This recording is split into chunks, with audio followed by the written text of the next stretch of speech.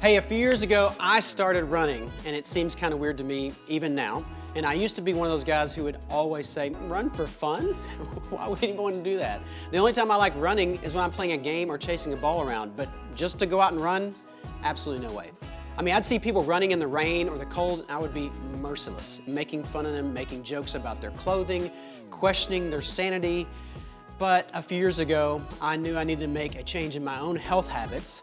And I tried working out the gym, and I tried playing basketball a few times a week, and I tried at-home DVD workouts, but nothing would stick. And then I tried running. It was relatively cheap, a good pair of shoes and some shorts. It could be done just about anywhere. And since my schedule is constantly changing, it allowed me to be flexible about when I went for a run. It required no special training or coaching, so I didn't have to have someone to tell me just what to do all the time. It was just run. So over the past few years, my health has improved, and something else began to improve as well. I started to slow down. No, not my running pace. That's about the same. What I mean is that making time in my schedule for those runs forced me to slow down my pace of life a bit. It's hard to answer emails while you're running. It's almost impossible to answer a text message while running. And just ask my wife, taking a phone call while I'm running is pretty counterproductive. And having that time to slow down, the internal pace of my life has helped me feel more peace and joy. This isn't about convincing you to become a runner today, but what about your pace of life? Do you need to slow down? Do you find yourself surviving at work by looking forward to the next holiday weekend, vacation, or break from the routine? Do you ever get done with a weekend and think, we weren't even home? Do you ever hear Matt talk about serving others in our community and thinking, well, when would I do that? I barely have time to do what I need to do at home to keep things running. I'm exhausted every evening. But what if you could find a rhythm of life that was full of meaning and purpose without feeling like you're running on empty all the time? Is it even possible? Well, I think it is, and so did Jesus. Let's talk about it.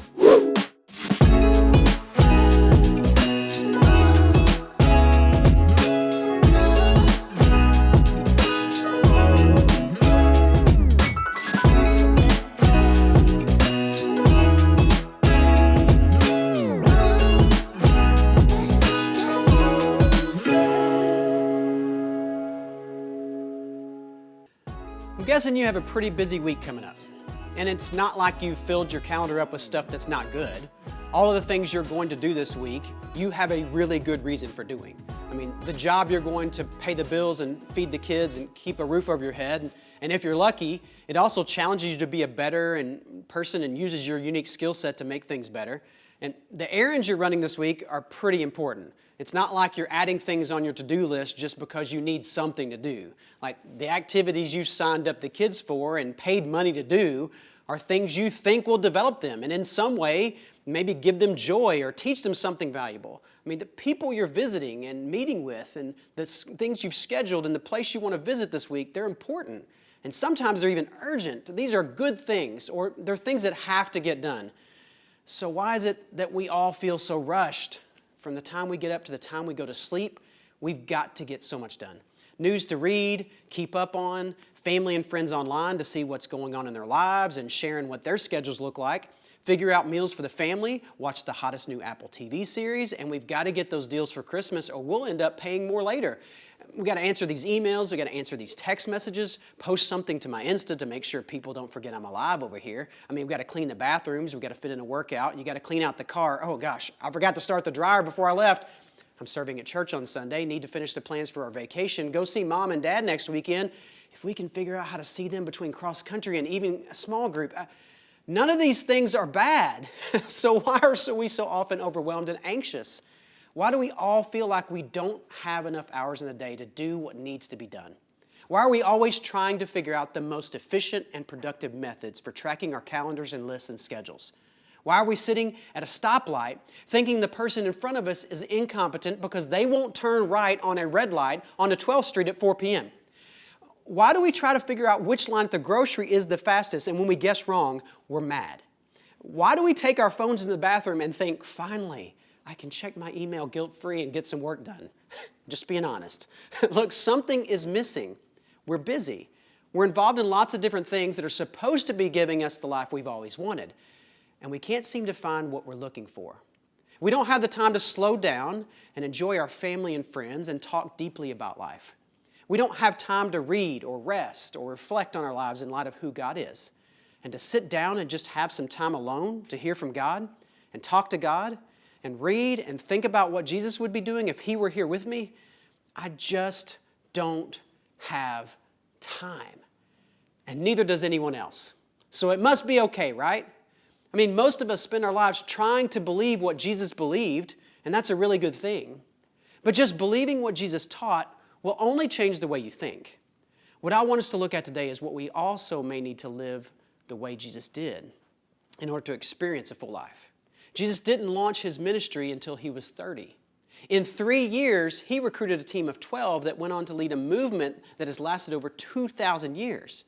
He endured the hatred of the religious leaders of His own people, resisted temptation to use His authority and His power for His own good, healed people constantly, met their needs, and served them. He loved the worst of the worst and told them they were valuable. And He preached boldly in front of leaders who wanted to kill Him. If you want to look at someone who was productive, made an impact, Jesus is the example of a life well lived. And Jesus never ran. Jesus was busy and productive, but He was never rushed. We don't just want to know the truth of Jesus. That's good. Knowing what Jesus said and what He taught, yes, we need to know that. The truth will set you free, yes. But we also need to know the way of Jesus. How did He live? How was He able to accomplish so much and also be so full of love and joy and peace amid so much turmoil? And if Jesus wasn't rushed, why are we? I'm no expert on you, but I know me. I'm usually running away from something I don't want or running towards something I do want. I run away from my past and my failures and my insecurity and the hurt and the pain and the guilt. Or I run towards success, money, popularity, more people to affirm me, my importance, and complete independence. The problem for me is that most of the time the things I'm chasing still leave me empty. Jesus actually claimed that He came to give us a better life. He said, I came so that they would have life and have it abundantly. We hear that word abundance and we think about collecting more stuff or more money or more experiences. But that's not what Jesus was talking about at all. He taught in another place that life does not consist in an abundance of possessions. And He was famous for asking this question: what good will it be for someone to gain the whole world, yet forfeit their soul?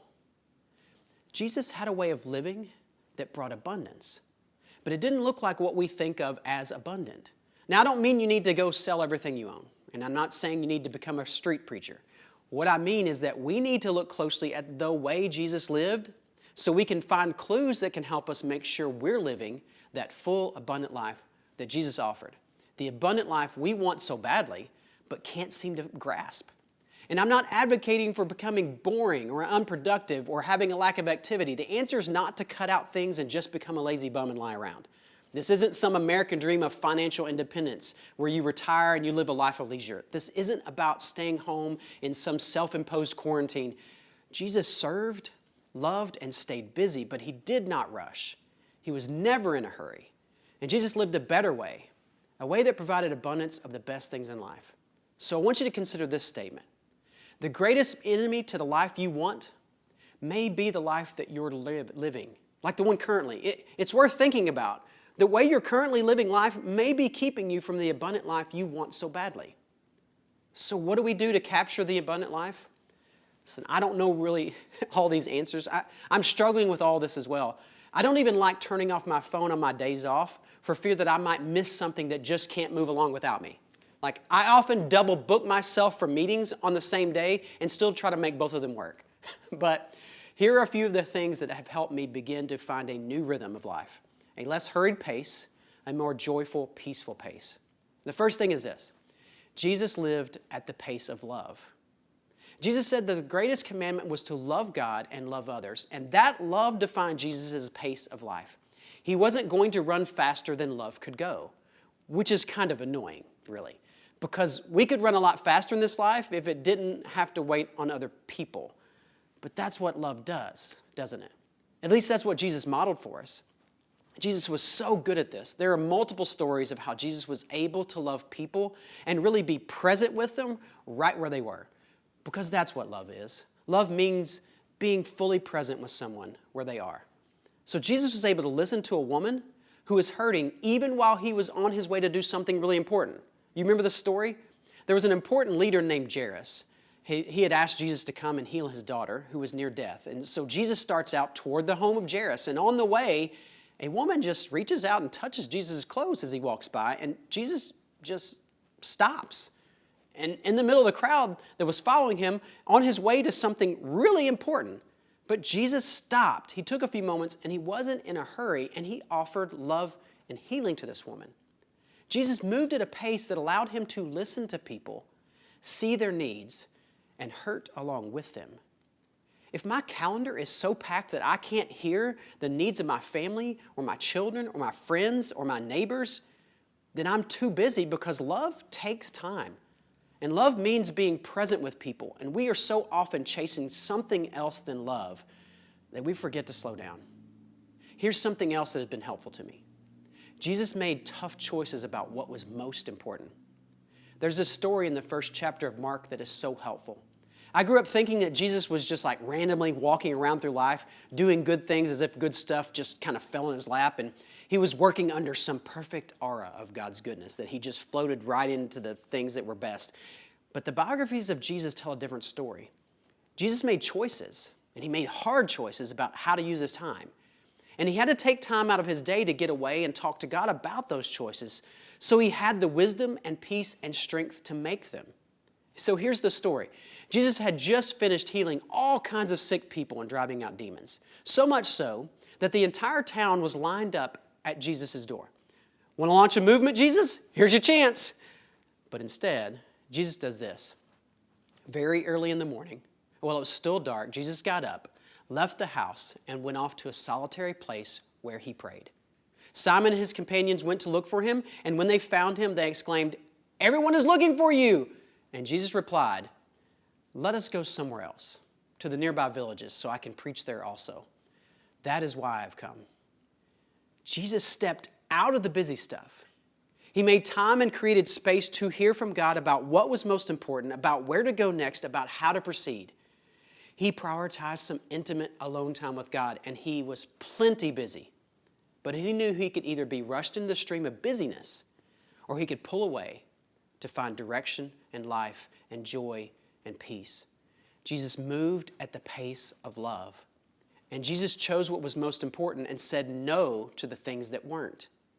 So let me ask you, is the life you're living keeping you from the life you want? You may need to slow your life to match the pace of love. Will that be hard?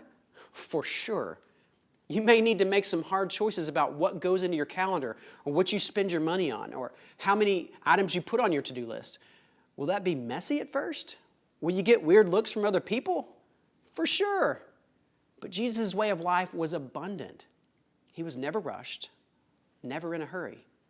And Jesus knew that love drove his life, and he was consistently checking in with the Father to confirm what was most important. And Jesus came to give that abundant life to you as well. Now here's what I'm afraid of. We're used to hearing information, even urgent, important, moving information. We see headlines and videos and pictures that make us feel something, but we are so used to all of this input that we rarely ever do anything about it. We're used to posting it, sharing it, liking it, pausing for a moment sometimes and talking to someone about how great that sounds, and then tomorrow we wake up and do nothing about it. So here's your homework. It's really simple this week. Do something. Do something different. Start with this. Get up a little earlier each day this week. Or find a few minutes in the evening to pray and listen to God. Read Mark chapter 1. Yep, read that one chapter every single day this week. The same chapter. You're not doing that because there's something magical that will happen. You're doing that to leave space for God to talk to you about what's most important in life, to help you calm the inner hurry, to find space, to pull away from the to-do list, the calendar, and the productivity. Read that chapter and pray a one-sentence prayer. God, help me walk slowly enough to experience Jesus fully and love people deeply today. And then don't do anything else. Don't say anything else. Just sit there and listen. Love God. love your family, and let the pace of love determine your pace for the day. You may have some hard choices to make, but when you start to live the way of Jesus, you experience the fullness of life that Jesus brings.